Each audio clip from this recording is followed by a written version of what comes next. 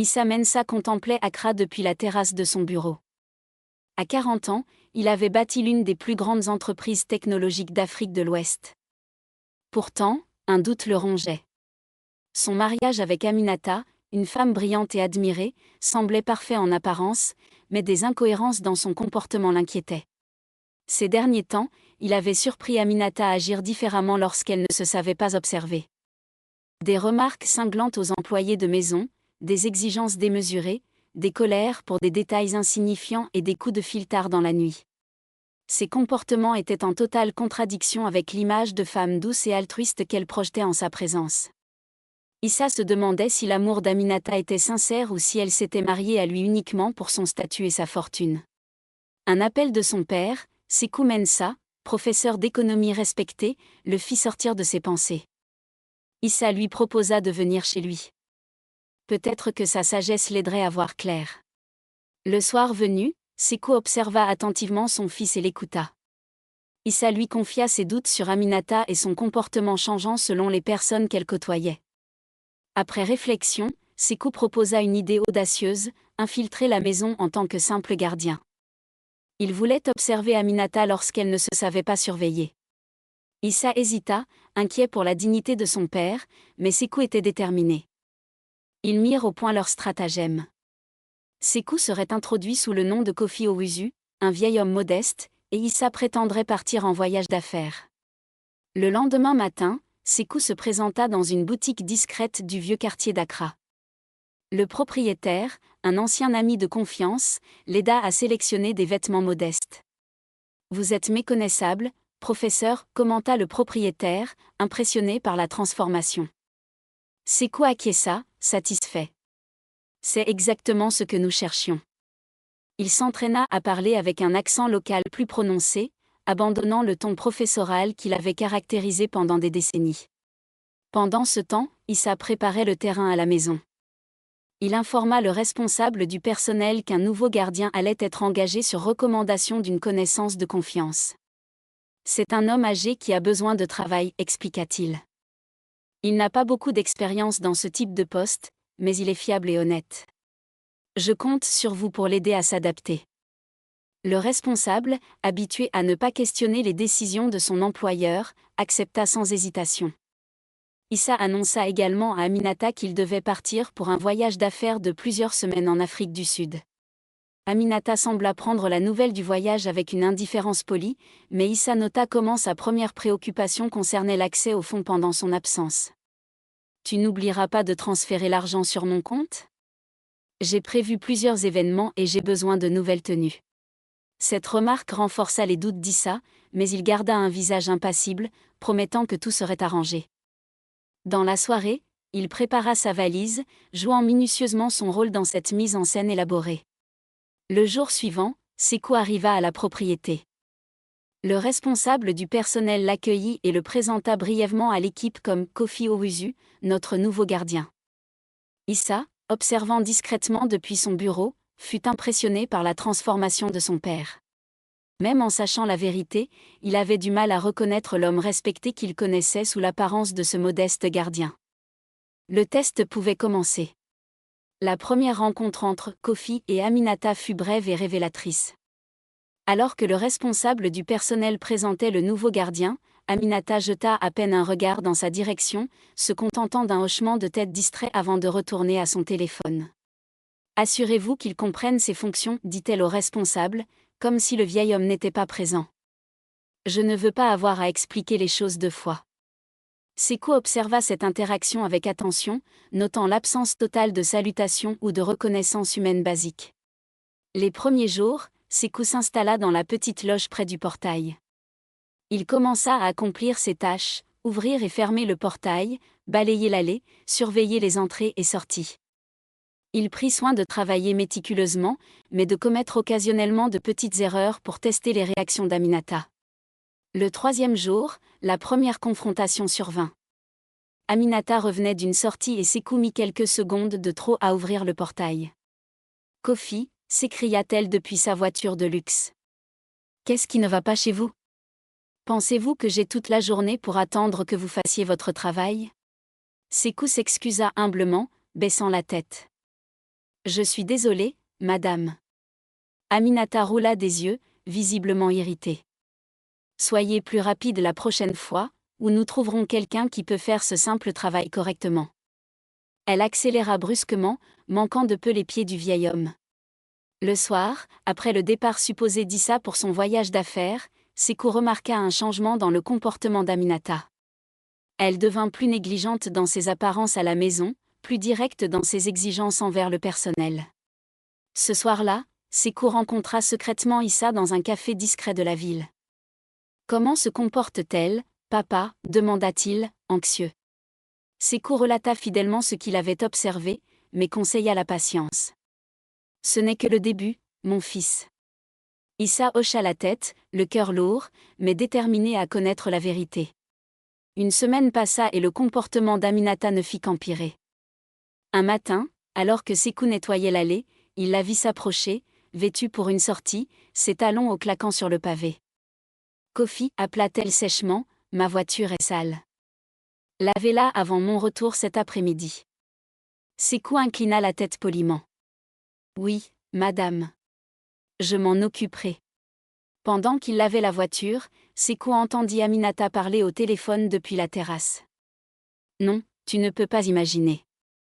Ces domestiques sont d'une incompétence. Heureusement qu'Issa est parti, au moins je n'ai pas à prétendre que tout va bien. » Elle riait. Sékou continua à frotter les jantes, son cœur se serrant pour son fils. Quand Aminata revint en fin d'après-midi, elle inspecta la voiture avec un regard critique. « Regardez ici, dit-elle. Vous appelez ça propre ? Recommencez. » Sékou acquiesça silencieusement et reprit son travail. Pendant qu'il nettoyait, il observa Aminata à travers les fenêtres de la maison, réprimandant la cuisinière pour un plat. Ce soir-là, Aminata organisa une petite réception pour ses amis. Sékou, chargé d'accueillir les invités à l'entrée, remarqua le changement immédiat dans son comportement. Soudain, elle était tout sourire, sa voix douce et mélodieuse. Une fois les invités partis et le personnel occupé à nettoyer, Sékou entendit Aminata téléphoner à une amie qui n'avait pas pu venir. Oui, la soirée était réussie, mais ces femmes sont si superficielles. Sékou s'éloigna discrètement, en ayant assez entendu pour ce soir. 2 semaines s'étaient écoulées depuis le début du test, et Sékou avait déjà collecté suffisamment de preuves du comportement problématique d'Aminata. Néanmoins, il voulait être absolument certain avant de présenter ses conclusions à son fils. Un matin, alors qu'il balayait l'allée, il renversa délibérément un seau d'eau, créant une flaque devant la porte principale. Peu après, Aminata sortit pour se rendre à un rendez-vous et vit l'eau. Sa réaction fut immédiate et disproportionnée. « Kofi » hurla-t-elle, son visage déformé par la colère. « Qu'est-ce que c'est que ça ? Vous vous attendez à ce que je marche dans l'eau pour atteindre ma voiture ? Êtes-vous complètement stupide ? » Sékou s'excusa, se précipitant avec un chiffon pour éponger l'eau. « Pardon, madame, je vais nettoyer tout de suite. » Aminata le regarda avec mépris. « Vous êtes vraiment inutile. Si vous n'étiez pas recommandé par une connaissance d'Issa, je vous aurais déjà renvoyé. » Elle contourna la flaque avec exagération, ses talons claquant avec colère sur le pavé. Cet incident fut suivi d'autres confrontations similaires. Aminata trouvait toujours quelque chose à critiquer. Un soir particulièrement difficile, Sékou rencontra Issa dans un parc isolé. Issa était visiblement perturbée par les rapports de son père. « Elle ne peut pas être aussi terrible, dit-il, refusant de croire que la femme qu'il avait épousée pouvait se comporter de manière aussi cruelle. Peut-être qu'elle traverse une période difficile. » Sékou secoua la tête avec tristesse. « Mon fils, ce n'est pas un comportement temporaire. C'est qui elle est vraiment quand tu n'es pas là pour la surveiller. J'ai vu comment elle traite chaque personne qu'elle considère comme inférieure. Il n'y a pas d'excuse pour une telle cruauté. » Issa resta silencieux pendant un long moment. Puis, d'une voix résolue, il dit « Je veux voir par moi-même. » Le jour suivant, Issa se glissa dans la loge du gardien bien avant l'aube, quand toute la maison était encore plongée dans le sommeil. Son père lui avait préparé un petit espace d'observation d'où il pouvait voir l'entrée principale et une partie du jardin sans être vu. De plus, sur son téléphone, Issa avait accès aux caméras de sécurité installées dans la propriété. Il s'installa, le cœur lourd, pour observer la femme qu'il avait épousée 3 ans plus tôt. La matinée commença normalement, avec le personnel qui vaquait à ses occupations. Aminata se leva tard, vers 10 heures, et immédiatement commença à donner des ordres depuis la terrasse. Le petit déjeuner est froid, l'entendit crier Issa. Et ce jus d'orange est trop acide. Refaites-le. Elle renvoya la domestique qui avait apporté le plateau, ne tenant pas compte des excuses de cette dernière. Plus tard, alors qu'elle se préparait pour sortir, elle appela le chauffeur. Vous avez intérêt à être prêt dans 5 minutes exactement. La dernière fois, vous m'avez fait attendre comme si mon temps n'avait aucune valeur. Issa observa, horrifié, comment sa femme traitait chaque membre du personnel. Il y avait une cruauté calculée dans sa façon de parler, une volonté de rabaisser qui ne pouvait être attribuée à un simple mauvais jour. Vers midi, Aminata convoqua une réunion avec le personnel de maison. Pendant que mon mari est absent, annonça-t-elle d'une voix glaciale qu'Issa ne lui connaissait pas, je veux que certaines choses soient claires. Je ne tolérerai aucune erreur, aucune négligence. Si vous ne pouvez pas accomplir vos tâches correctement, il y a des centaines de personnes qui seraient heureuses de prendre votre place. L'après-midi, Sekou commis délibérément une petite erreur, laissant la grille du jardin ouverte. Quand Aminata le remarqua, sa réaction fut explosive. Kofi, hurla-t-elle, son visage tordu par la colère. Êtes-vous débile? Ou simplement incompétent? N'importe qui pourrait entrer et nous voler à cause de votre négligence. Sekou s'excusa humblement, mais Aminata n'était pas apaisée. C'est la dernière fois que je vous avertis. La prochaine erreur, vous partez. Compris? Issa, témoin de cette scène, sentit son cœur se briser. La femme qu'il voyait n'était pas celle qu'il avait épousée, ou peut-être ne l'avait-il jamais vraiment connue. En fin d'après-midi, Aminata reçut un appel téléphonique d'Issa, qui prétendait être encore en voyage. Issa observa avec stupéfaction comment son épouse changeait de voix, de posture, de tout son être en quelques secondes. « Mon chéri », s'exclama-t-elle avec une douceur soudaine. « Comment se passe ton voyage ? Tu me manques tellement. » Elle écouta un moment, puis rit doucement. « Bien sûr que tout va bien ici. Je m'occupe de tout. Ne t'inquiète pas pour moi. » Issa termina l'appel, dégoûté par cette performance parfaite, cette mascarade d'amour et de dévouement qu'il avait cru authentique pendant tant d'années. Le jour suivant, Issa décida qu'il en avait assez vu. Il était temps de confronter Aminata. Il élabora un plan avec son père, ils attendraient qu'Aminata organise une autre de ses petites réceptions, puis Issa ferait une entrée surprise. Un soir, alors qu'Aminata organisait une réception, Issa fit une apparition surprise. La stupeur s'afficha sur son visage. D'abord déstabilisée, elle tenta de jouer la comédie, mais Issa lui révéla qu'il savait tout. Un silence soudain tomba sur la terrasse. Issa s'avança. « Mesdames, je vous prie de m'excuser d'interrompre votre soirée, dit-il avec courtoisie. Mais j'ai besoin de m'entretenir en privé avec mon épouse. » Les invités échangèrent des regards gênés avant de se lever précipitamment. En quelques minutes, la terrasse s'était vidée, laissant Issa et Aminata seuls face à face.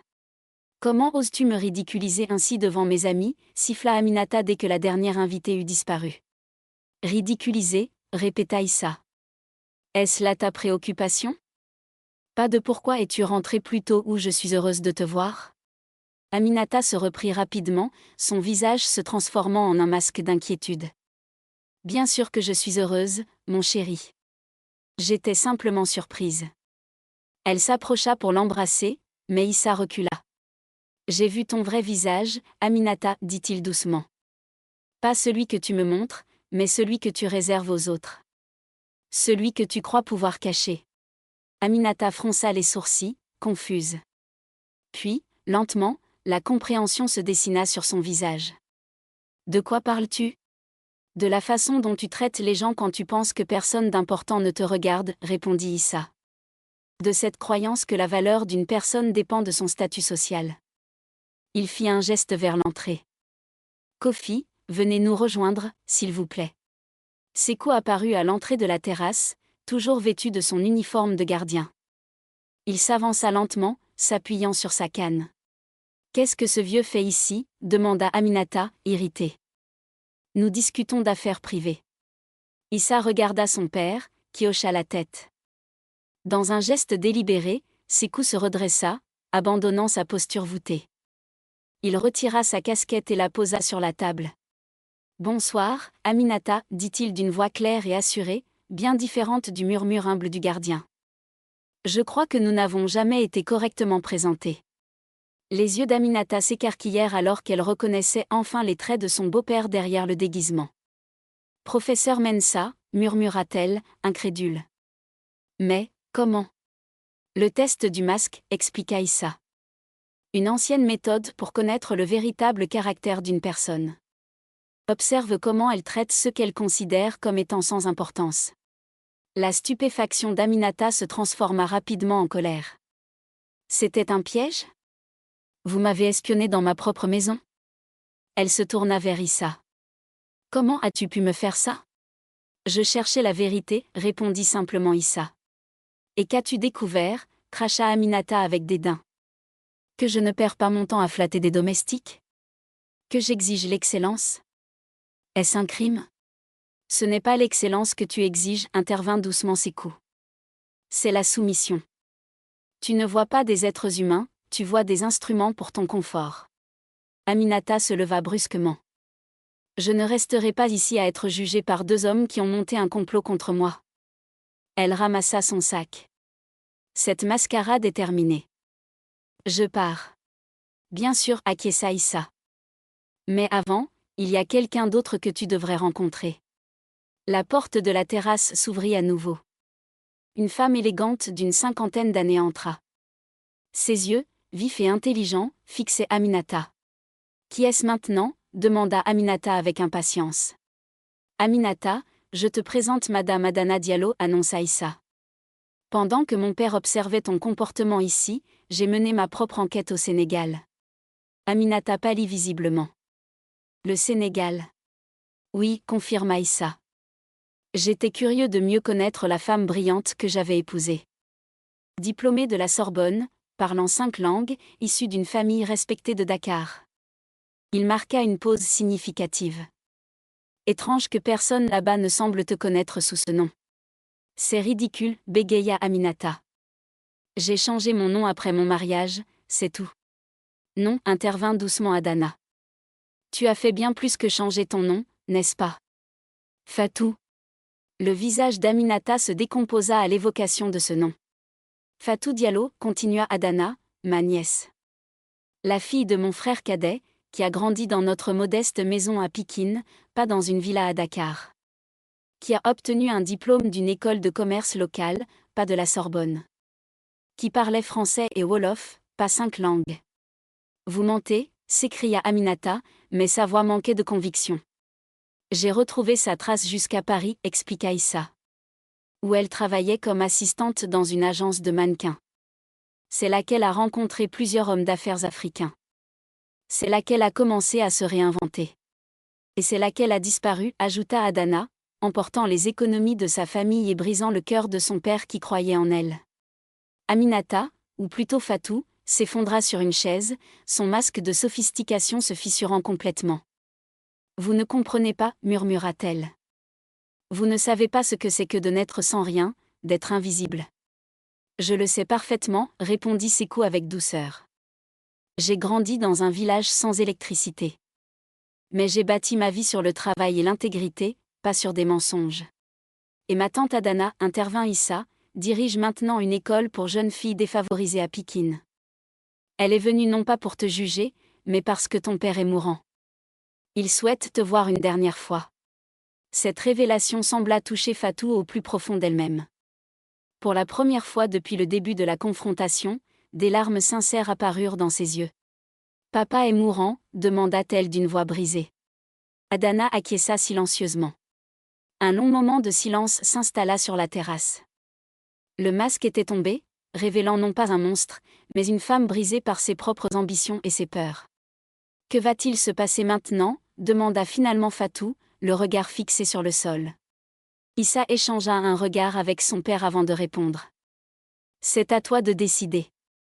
Notre mariage était basé sur un mensonge, donc légalement, il peut être annulé.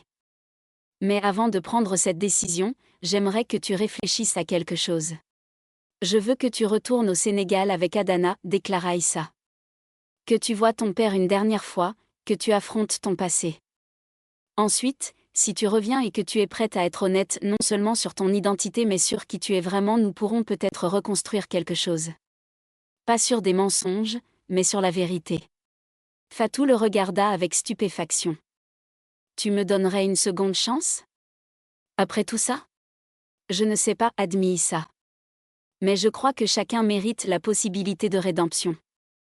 La question est, veux-tu réellement changer? Avant que Fatou puisse répondre, le téléphone d'Issa sonna. Il répondit, écouta un moment, puis raccrocha, son visage soudain grave. C'était mon assistant, dit-il. La police vient d'arrêter Marcus Auzet. Ton directeur financier, demanda Sékou, surpris. Oui. Apparemment, il détournait des fonds depuis des mois. Des millions de dollars. Issa se tourna vers Fatou. Et devine avec qui il partageait cet argent? Le visage de Fatou devint livide. Issa, je peux tout expliquer. Tu complotais pour vider mes comptes, demanda Issa, incrédule. Ce n'était pas seulement un mariage de convenance, tu prévoyais de me ruiner? Ce n'était pas mon idée, protesta Fatou désespérément. C'est Marcus qui m'a approché. Il savait pour mon passé, il m'a menacé de tout révéler si je ne coopérais pas. Issa la fixa longtemps, cherchant une trace de sincérité dans ses yeux qu'il avait crus amoureux. Et les documents dans le coffre-fort de notre chambre? Ceux qui autorisent des transferts massifs vers des comptes offshore? Fatou pâlit davantage. Comment as-tu? J'ai vérifié tous nos actifs quand j'ai commencé à douter de toi, expliqua Issa. Marcus n'aurait pas pu orchestrer tout cela sans ton aide active. Ta signature est sur chaque document. Un silence pesant s'abattit sur la terrasse. La police va arriver dans quelques minutes, annonça finalement Issa. Ils ont des questions à te poser. Fatou se leva d'un bond. Tu ne peux pas me livrer à la police. Je suis ta femme. Tu n'as jamais été ma femme, répondit Issa avec une tristesse infinie. Tu n'as été qu'un rôle que tu jouais.